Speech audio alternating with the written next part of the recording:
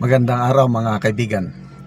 Bigyan natin ng reaction, opinion itong post ng Optic Politics. Tungkol ito sa pahayag ng Malacanang, Claire Castro, yung bakit walang tulong ng iba't ibang bansa, lalo ng Amerika, dito sa mga kababayan nating nasalanta ng bagyo. Dati-dati meron yan automatic.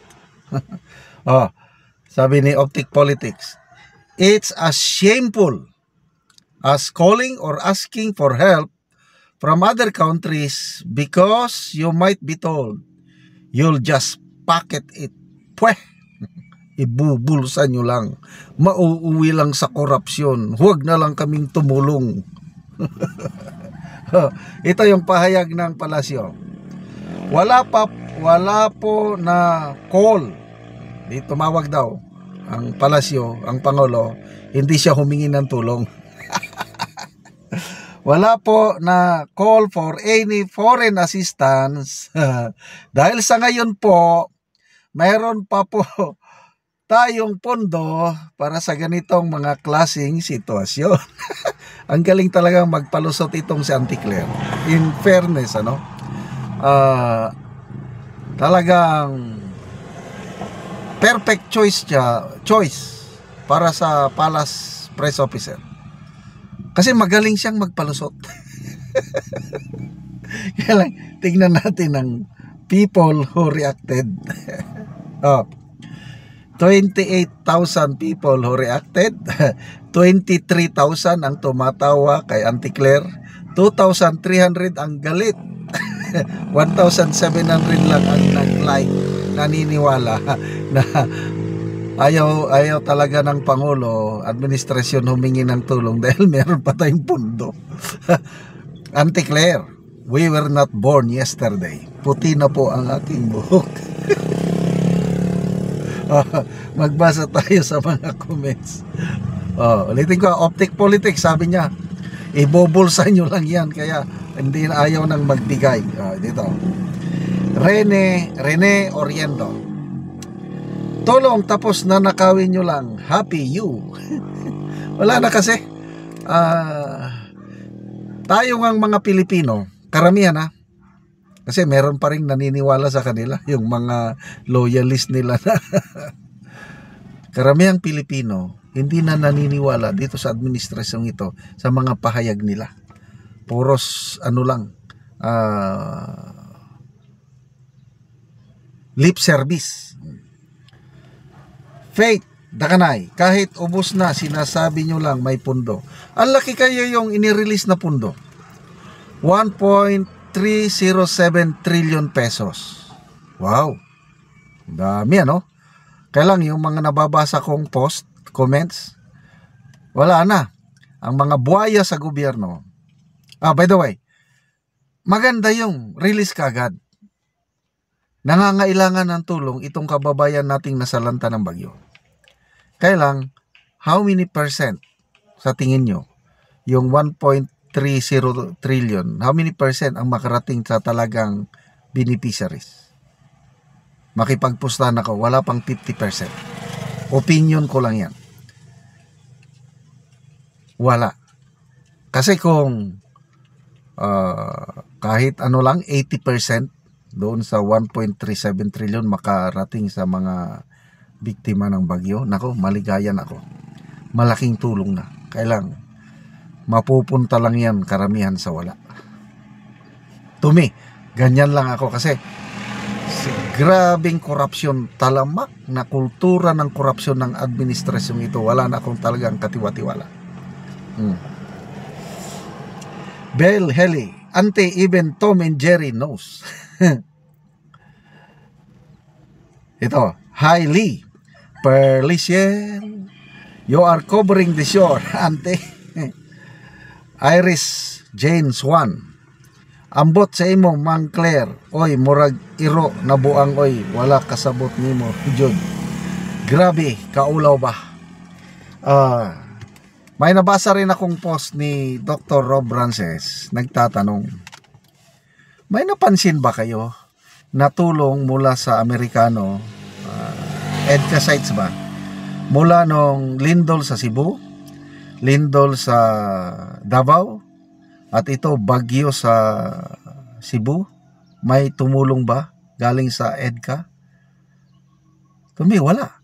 Kasi very clear yung pronouncement ng gobyerno ba, o specifically si Secretary Gibo Teodoro ng National Defense.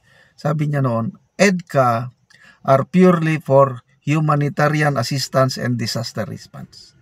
Yan daw ang gamit ng EDCA, hindi daw panggera. Oh, tatlong malalaking sakuna.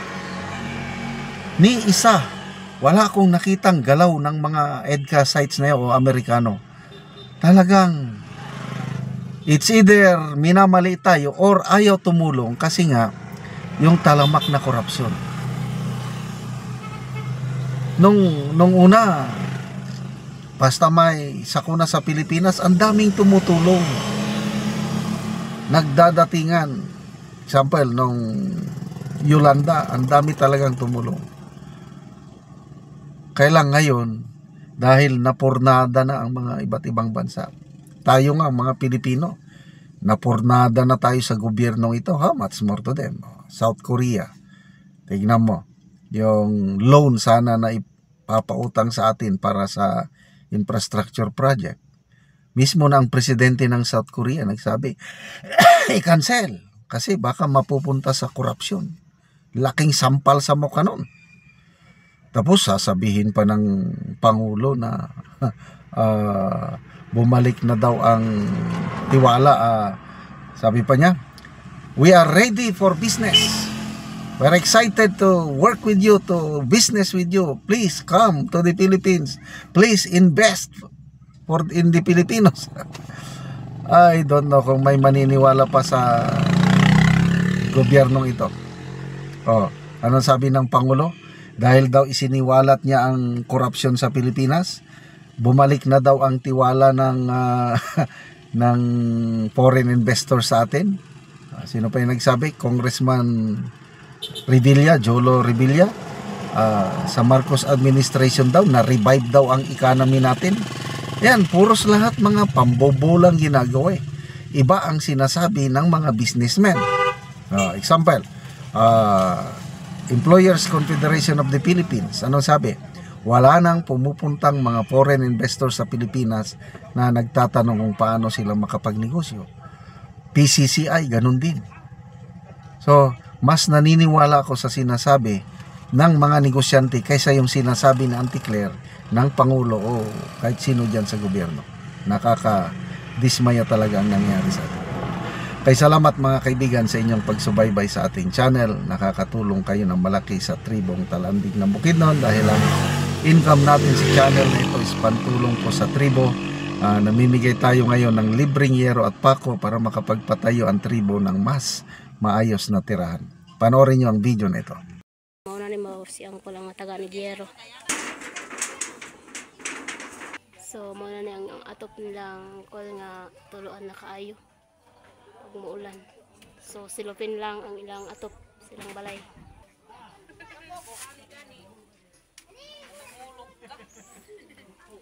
So dito silang sulod, so gitong sapahan na lang. Delikado pa tayong bay. Kaya gusto na kaayo.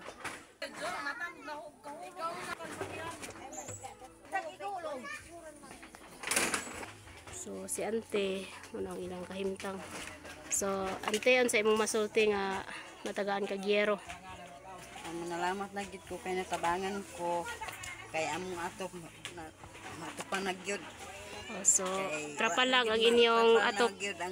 So pila na ni katuig ante? 5 na gyud ni katuig. So sa una nanarabaho na lang ko kay napuno-una ko trabaho. Nakaron wala na gid ko na kay nayon kay tungod na nahulog na gid ko sa tatak. oh so si ante may kaya og para muso. Oh, so si salamat na lang gid ko kay dako gid nga salamat nga hinabangan ko. So na kay anak te Na aduha. so unsay grado ante? Para naay grade 6 o grade 3 kay nakaron wala na ginauman kay nami nga minyo na. So si ante na siya mga anak, so dili pagid kayo katarong og kalakaw si ante tungod kay nahulog sa sasakyanan tungod sa iyang pagpaningkamot. So nagpasalamat siya nga natagaan sa Giero o makaatop siya.